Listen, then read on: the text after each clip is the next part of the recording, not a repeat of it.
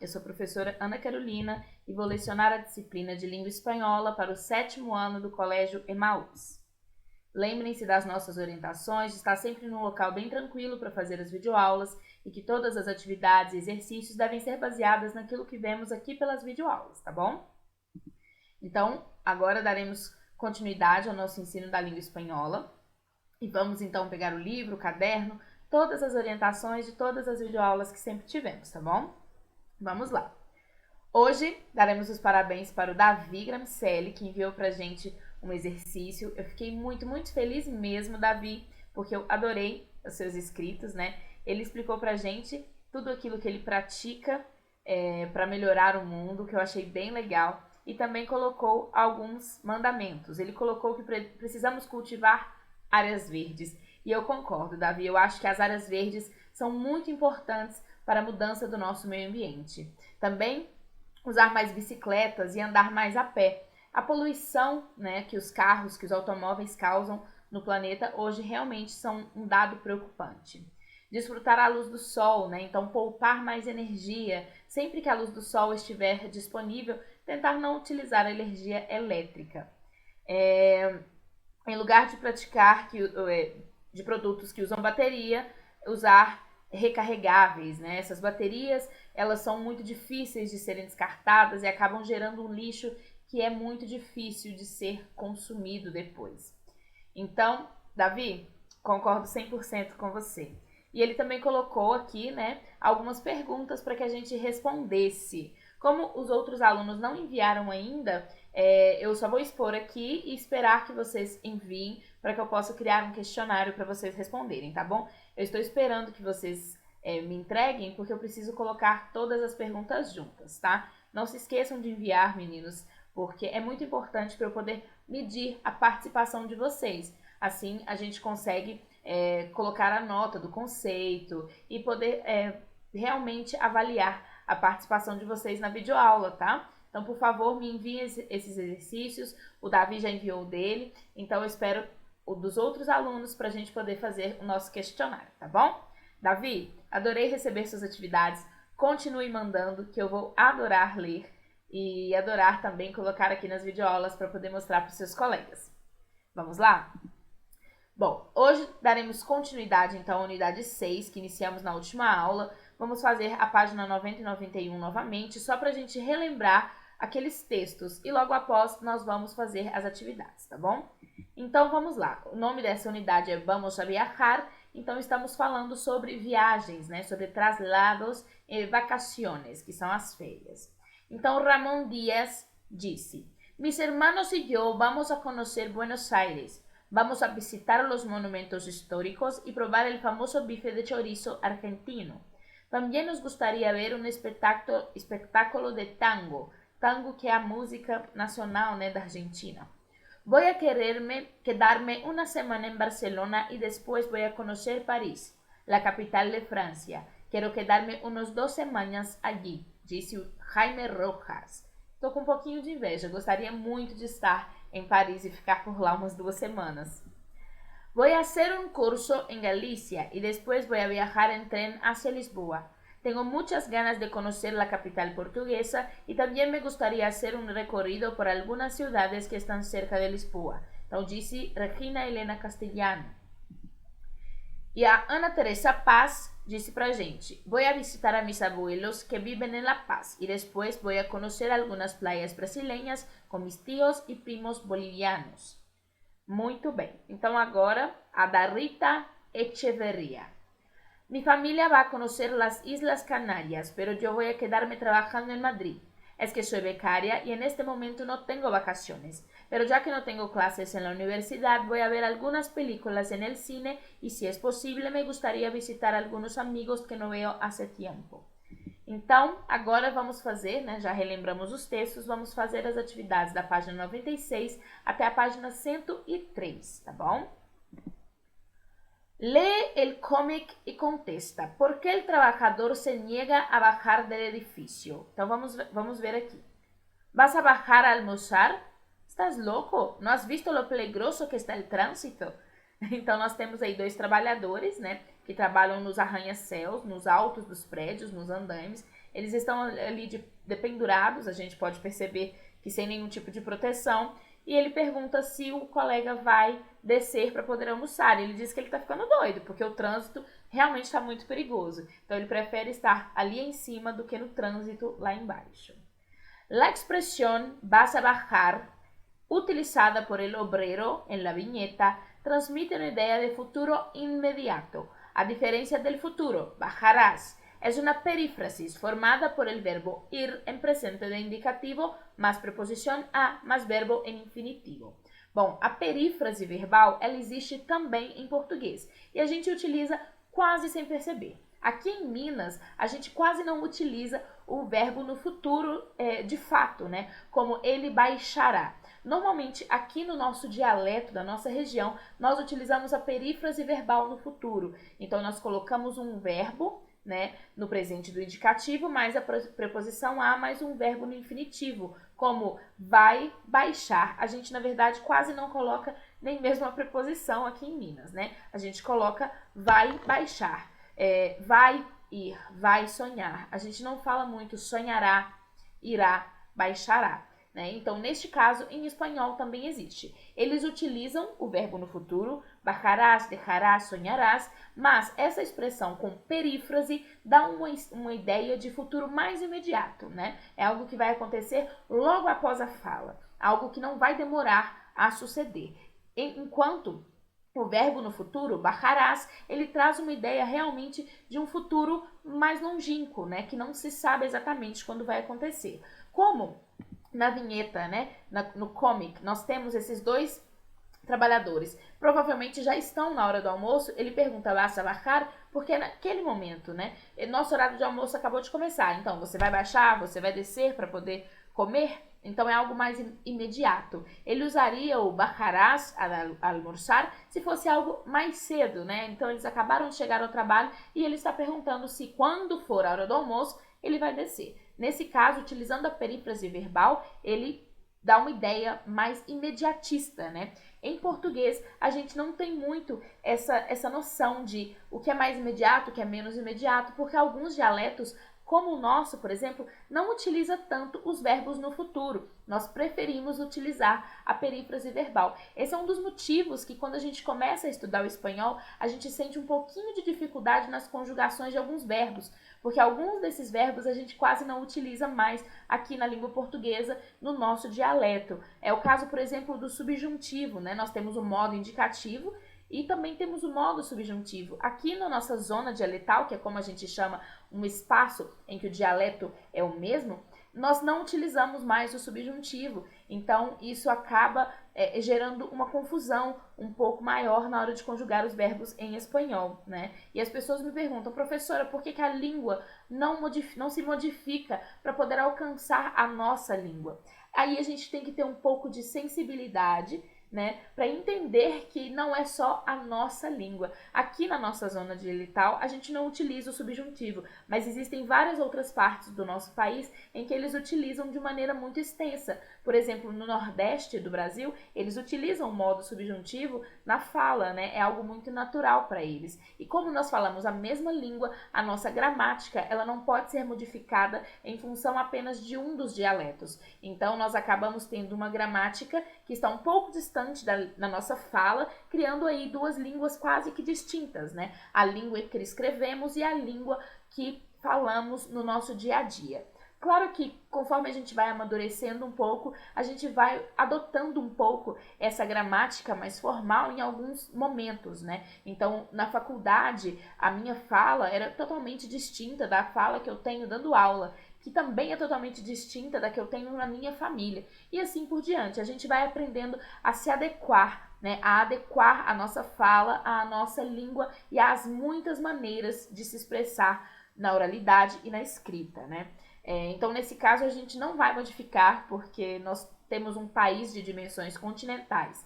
O espanhol, nós temos uma diferença um pouco menor, tá? Então, normalmente as palavras são todas bem pronunciadas, com todas as letrinhas, e eles conjugam todos os verbos, eles não perdem flexão verbal na fala, diferente da gente, né? Então, e estudar o espanhol, nesse caso, ajuda muito a gente a estudar a nossa própria língua, porque nós temos o espanhol e o português, né, fazendo aí um parênteses, vindos do latim, são línguas irmãs. Então, nós conseguimos, aprendendo o espanhol e entendendo, né, essa língua quase que, para os nossos ouvidos brasileiros, quase que muito formal na fala, nós conseguimos entender mais a nossa própria língua. Então, isso é muito legal, tá? Então, em português, essa diferença é ainda mais sutil e quase não existe. Mas no espanhol, se lembrem que utilizar o verbo no futuro como bajarás te dá uma ideia de um futuro que não se sabe quando, um futuro mais longínquo, enquanto utilizar uma perífrase verbal, né, composta aí de presente do indicativo, preposição a e verbo no infinitivo, te dá a ideia de algo mais imediato, algo que vai acontecer logo após a sua fala. Então, nós temos aí a pergunta: ¿por que el trabajador se niega a bajar del edificio? ¿Por qué no le gusta comer con los otros trabajadores? Porque arriba é mais cômodo. Isso é engraçado, gente, mas arriba, em espanhol, literalmente quer dizer em cima, tá? A gente aqui tem uma maneira diferente de falar, mas arriba, em espanhol, é em cima. Porque le parece más peligroso el tránsito que los muchos metros que está lejos del suelo. Então, a resposta, né, é porque para ele é muito mais perigoso o trânsito do que estar tão longe do solo, tão longe do chão. Aqueles metros acima do solo não o assustam tanto quanto a condição do trânsito da cidade em que ele está. Na número 2, nós temos o seguinte: transforma as frases sustituyendo el futuro por la perífrasis del futuro. Então, nós precisamos substituir o verbo do futuro pela perífrase de futuro, que é aqui quando a gente aprendeu que é presente do indicativo, preposição a, mais verbo no infinitivo. Então, temos aí, estudio espanhol porque viajaré a Cuba. Então, estudio espanhol porque voy a viajar a Cuba. Então, voy a viajar. Então, presente do indicativo, voy, preposição a, e o infinitivo, viajar. Voy a viajar, viajaré, viajaré a Cuba, voy a viajar a Cuba. Então, estudio espanhol porque voy a viajar a Cuba. Letra B. El profesor les pedirá a los alumnos que hagan una propuesta de viaje. El profesor, le va a pedir a los alumnos que hagan una propuesta de viaje. Va a pedir. Pedirá. Pedirá, futuro. Va a pedir, perífrase de futuro. C. Veremos una presentación de música folclórica en la Plaza Mayor. Então, aí, né, nós temos o veremos, que na perífrase, vamos a ver. Veremos, vamos a ver. Vamos a ver una presentación de música folclórica en la Plaza Mayor.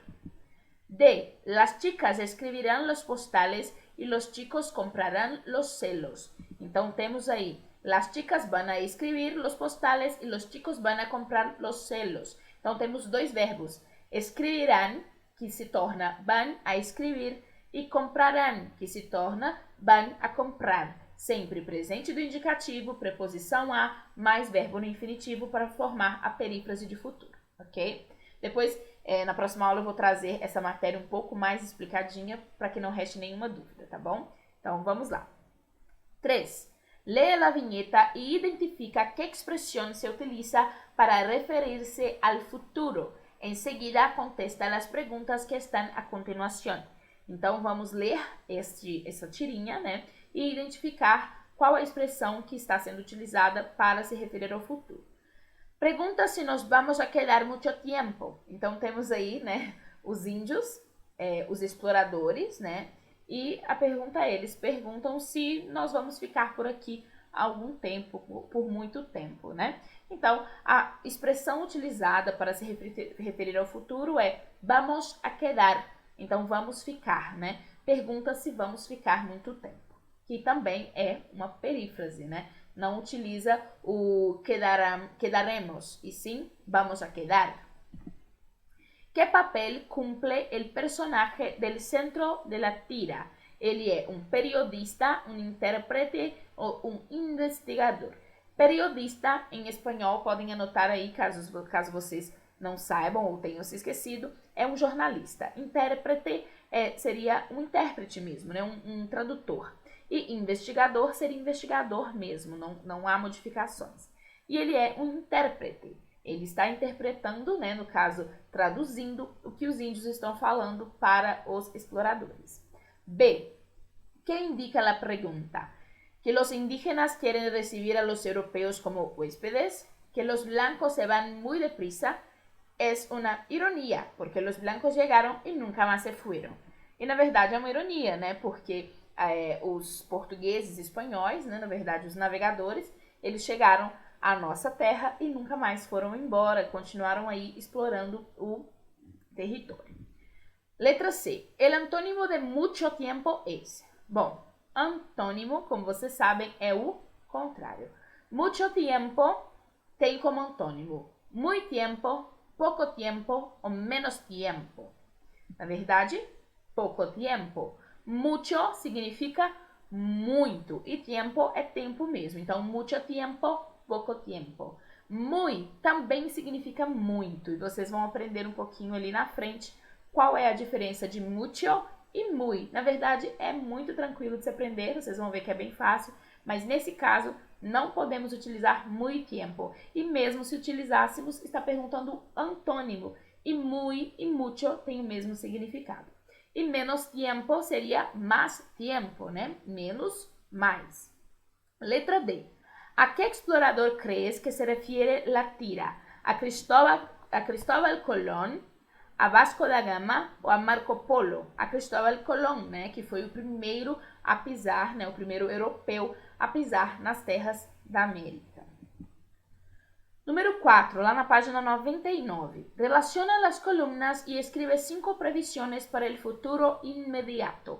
Então, essa atividade, né, como já fizemos, nós temos ali 4 colunas. Na primeira, nós temos verbos no presente do indicativo. Voy, vas, va, vamos, vais, van. Então, é o verbo ir, né, conjugado em todas as pessoas. Temos, então, na segunda coluna, a preposição a. E na terceira, vários verbos no infinitivo. Passear, alquilar, conhecer, comprar, visitar e viajar.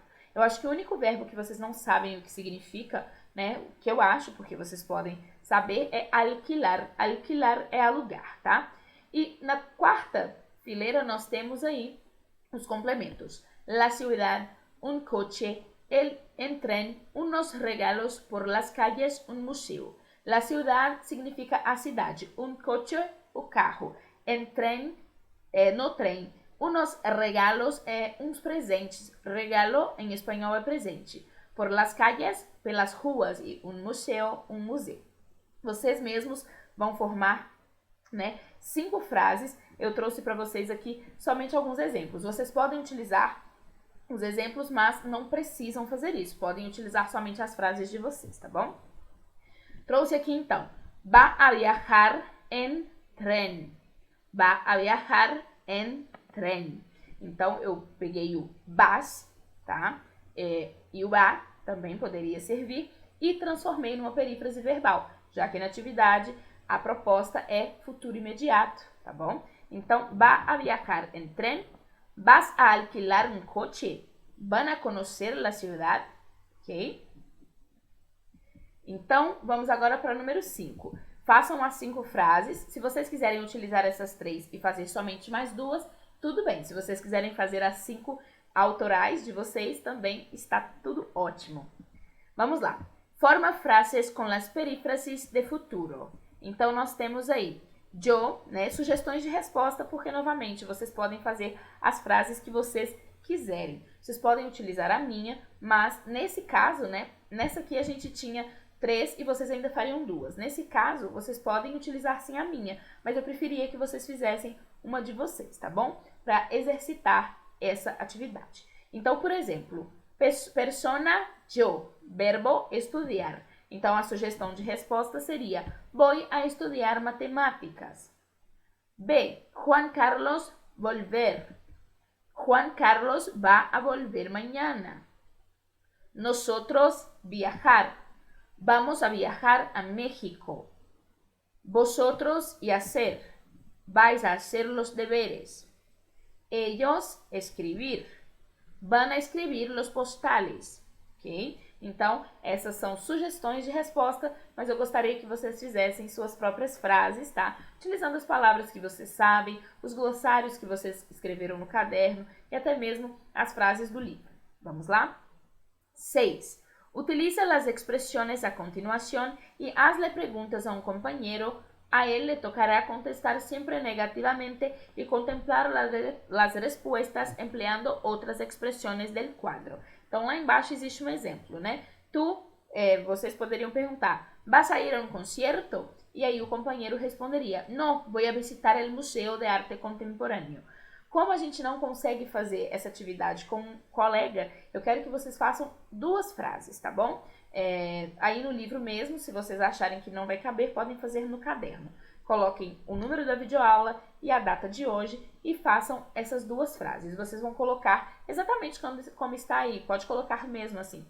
Tu, 2 pontos, criar a frase do companheiro e criar a resposta, tá bom? As expressões que temos é ir a un concierto, ir a visitar el Museo de Arte Contemporáneo, enviar postales a los amigos, buscar lugar en el albergue juvenil, sacar fotos a los monumentos, hacer un paseo nocturno por la ciudad, comprar algún regalo, hacer un recorrido panorámico. Então, outro exemplo, vocês podem colocar assim, ¿vas a enviar postales a los amigos? No, voy a comprar algún regalo para ellos. Então, eu quero que vocês criem aí 2 diálogos, né, dessas 2 frases, de 2 frases no caderno ou no livro de vocês, para poder exercitar esse conhecimento. Vamos lá. Página 100. Has visto en las 2 unidades anteriores algunas reglas de acentuación. Ahora vas a practicarlas un poco más. Para eso, escribe las palabras del cuadro en la columna correspondiente. Aqui eu não consegui colocar a coluna de uma maneira que ficasse visual e que ficasse legal, então eu coloquei em forma de lista, tá? Então, o que está na coluna aí é só vocês irem preenchendo. Aqui tem formato de lista, mas é bem tranquilo. Então, primeiro, vamos colocar as palavras agudas terminadas em vogal, N e S, né? As palavras agudas, como sabemos, são terminadas em vogal, N e S. Todas as palavras, né? Vamos lê-las primeiro. São típicamente, avión, colibrí, río, película, árbol, océano, café, página, azúcar, comida, autobús, policía e púa, ok? Então, as agudas são café, avión, colibrí, autobús. Las graves, como sabemos, são sempre terminadas em consoante, exceto N e S. Então, nós temos aí árbol e açúcar. Árbol, açúcar. Las esdrújulas e subesdrújulas são quais? Tipicamente, película, oceano e página, porque sempre são acentuadas a partir da antepenúltima sílaba ou a anterior, né? Na antepenúltima sílaba nós temos as esdrújulas e na anterior a ela as subesdrújulas. E agora com I ou U tônica acompanhada de vocal. São elas rio, comia, policia, pua. Como que a gente sabe, né? A I tônica, no caso, por exemplo, vamos pegar a palavra rio. A I está tônica, porque ela está acentuada. Normalmente, a gente tem o I e o U como letras que não são tônicas, elas são naturalmente átonas. Elas são naturalmente mais fracas que o A, o E e o O. Percebam na maneira como a gente fala. A, E, O. O I e o U, eles são bem mais baixos, eles têm uma entonação bem menos forte e ele custa um pouquinho da gente para poder falar mais alto, né? O A sai naturalmente alto, enquanto o I, ele custa um pouquinho aqui na nossa garganta para sair, né? Para ser projetado mais alto. Então, essas palavras, normalmente, elas são átonas, né? Elas são naturalmente átonas. Para que elas se tornem tônicas, elas precisam ser acentuadas, como é o caso de rio, e nesse caso, acompanhadas de outra vogal, que no caso é o O. Então, pensem comigo, se a letra O normalmente já é tônica e o I é átona, seria muito normal que a gente lesse rio, né? Como que isso se modifica? Acentuando a letra I, porque aí a tonicidade passa para o I e se torna rio. rio e não rio, ok? Vamos ler este quadrinho que está aí na página 100. Recuerda que algunas palabras no llevarían tilde, pero llevan para diferenciarse. En la lengua escrita de palabras iguales con significado diferente. A eso se llama acento o tilde diacrítica, que são aí os acentos diferenciais, né? Los monosílabos tónicos son un ejemplo. Te encuentro a las 5 y tomamos un té. Então, eu te encontro às 5 e tomamos um chá. Em português nós não temos, né? Essas palavras não são iguais, mas em espanhol sim. Te encuentro para tomarmos um té. Então, o T de chá é acentuado porque ele precisa ser diferenciado do te encontro. Recuerda además que todos los interrogativos y exclamativos llevan tilde, como já vimos, né? Então, vamos lá. 2. Lee la explicación del cuadro de la derecha y haz un círculo en las palabras iguales con significado diferente en las frases. Observe que según el significado llevan tilde o no. Então, esto no es para mí, es para mi hermano. Então, leva tilde en la primero y en segundo, no. No sé nada de eso y Juan se fue de viaje ayer. Se, do verbo ser, é acentuado e se fue não é.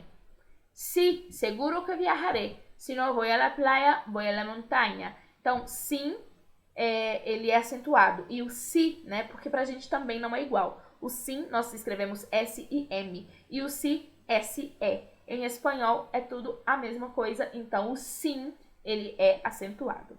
E tu viajarás aunque no te permita tu madre? Então, o tu, que é o pronome pessoal de segunda pessoa singular, acentuado. E o tu, que é o pronome possessivo de segunda pessoa, não é acentuado.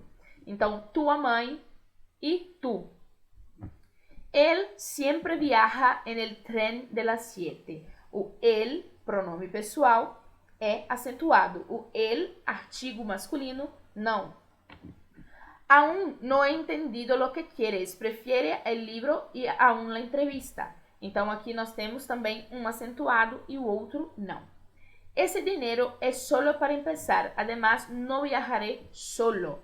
Então, esse dinheiro é só para começar. Ademais, eu não vou viajar sozinho. Em espanhol, existe aí essas duas palavras que são iguais. Solo, de somente, e solo, de sozinho, tá? Na próxima aula, eu vou trazer esses acentos diferenciais, os diacríticos, de uma maneira mais profunda para vocês, para não restarem nenhuma dúvida, tá? Então, podemos seguir em frente, porque as dúvidas eu tenho certeza que nós vamos sanar na próxima aula, que eu vou fazer uma pequena parte expositiva sobre essa matéria.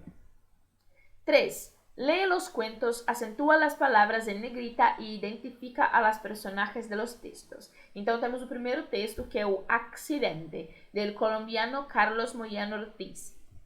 Un escolar extendió en el piso su cuaderno de geografía. Lo miró tanto que terminó maravillándose ante la perfección de un mapa. Se hizo pequeñito y comenzó a caminar por el país que había dibujado. Murió ahogado em um lago de tinta fresca. Então, temos aí todas essas acentuações para serem colocadas, né? Na próxima aula também vou trazer cada uma dessas palavras explicando direitinho. E o personagem seria um escolar, um estudante. A gente pode falar tanto um estudiante como um escolar. Um escolar e um estudiante tem uma pequena diferença. Quando a gente fala de alguém que está na faculdade, podemos nos referir como um estudiante, mas não como um escolar. Um escolar são apenas as crianças e adolescentes que estudam na escola regular, em primária e secundária, ok? El gusano, del español Javier Tomeo. ¿Y tú? ¿Quién eres tú? Preguntó a la minúscula criatura que descubro a mis pies. Yo soy el gusano, me responde. Gusano é uma minhoca, tá? Un animalito estúpido y lento. Respiro a través de la piel y mi tubo digestivo se prolonga de un extremo a otro de mi cuerpo. Mi madre poco después de nacer me dijo, no te preocupes, Federico, no eres ni inteligente ni hermoso, no tienes alas, ni siquiera tienes pies, pero arrastrándote podrás llegar a qualquer parte. É bem bonito isso, né? Então, o personagem é el narrador e el gusano. e todas essas palavras que estão em negrito precisavam ser acentuadas. Estão aí todos os acentos. Outro texto del uruguaio Eduardo Galeano. Eu adoro esse escritor. Vamos lá. El miedo. Una mañana nos regalaron un conejo de Indias. Llegó a casa enjaulado.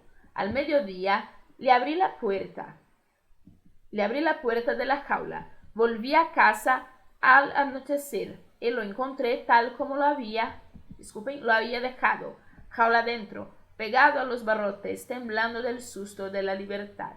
Então, pra gente, porquinho da Índia. Para eles, conejo de Índias. A gente só concorda com a nacionalidade desse animalzinho, porque no resto a gente não concorda muito. Pra gente é um porquinho, para eles um coelho da Índia. Enfim, vocês conhecem qual é o animal. Na próxima aula eu vou trazer esses textos, tá? Nós vamos dissecá-los mais detalhadamente e aí vocês vão compreender bem cada uma das palavras.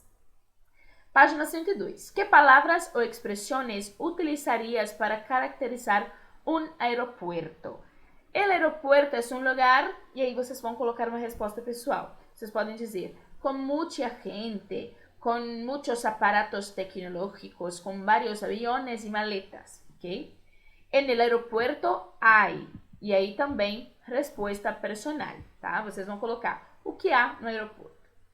Passageiros, aviões, valijas, passagens e várias outras coisas que são respostas pessoais. Se vocês acharem difícil saber o significado de uma palavra, vocês podem pesquisar no dicionário ou então escrevam em português, entre aspas, né? Para poder sinalizar aí que vocês não souberam traduzir essa palavra e depois a gente vai acabar tentando sanar essas dúvidas também.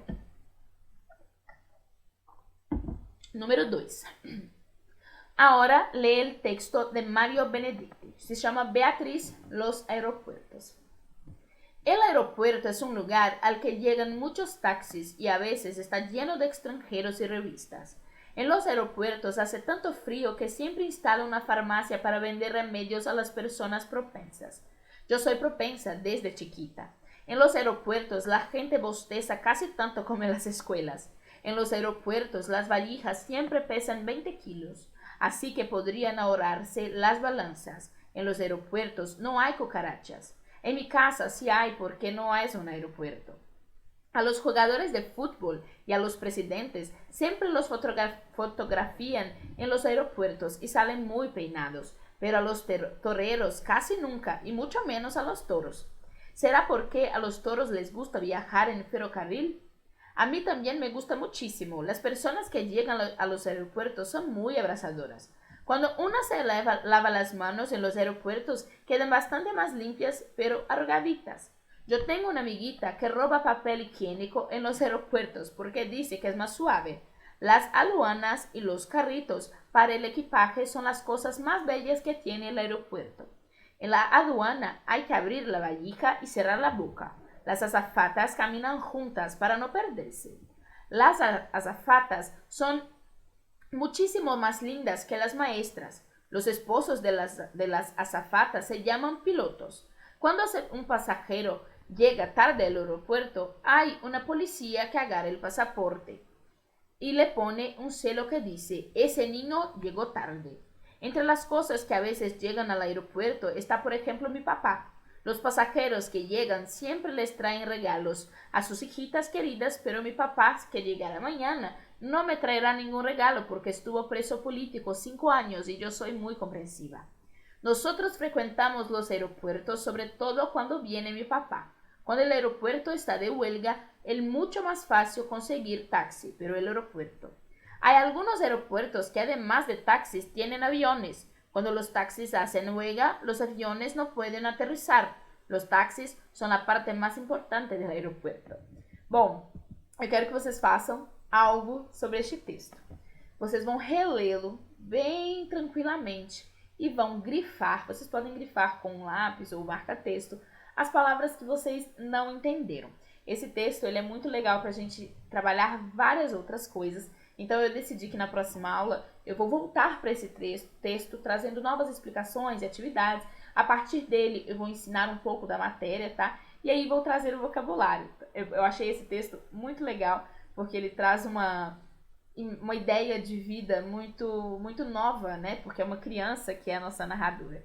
Então eu quero que vocês grifem essas palavras, porque na próxima aula eu vou trazer um vocabulário e aí eu espero que todas as palavras que vocês não saibam estejam lá no vocabulário, tá bom? Questão número 3. Beatriz, la narradora del cuento, es una niña que todavía no ha cumplido los 10 años. Busca en el texto ejemplos que comprueban que ese personaje es una niña. Então temos aí, eu sou propensa desde chiquita. Então ela é uma menina, né? Esse é só um dos exemplos. Existem aí no texto várias marcas que mostram que ela é uma criança. Até mesmo essa maneira imaginativa de falar das coisas. Ela fala sobre, por exemplo, que las azafatas são esposas de los pilotos. Então, aqui as aeromoças são as esposas dos pilotos. E, na verdade, não é bem assim que acontece, né? Então, isso mostra aí uma invenção, uma imaginação muito fértil, que é muito propensa a essa idade. 4. Marca a alternativa correta. A. Quando Beatriz dice que en los aeropuertos la gente bosteza casi tanto como en las escuelas, bostezar é abrir a boca, né, de sono, então dar um bocejo. Los dos lugares son aburridos, los dos lugares son buenos para dormir. Então ela quer dizer que tanto a escola quanto o aeroporto, para ela, são um pouco entediantes. Eu gosto dos dois. Mas, e vocês? Vocês gostam de aeroportos e escolas? Espero que de escolas vocês gostem, hein?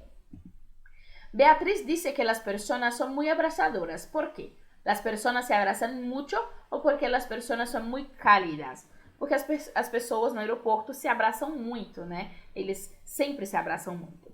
Beatriz dice que los maridos de las azafatas son los pilotos. Esta información está incorrecta, pues el piloto y azafata son solamente profissionais que atuam em conjunto.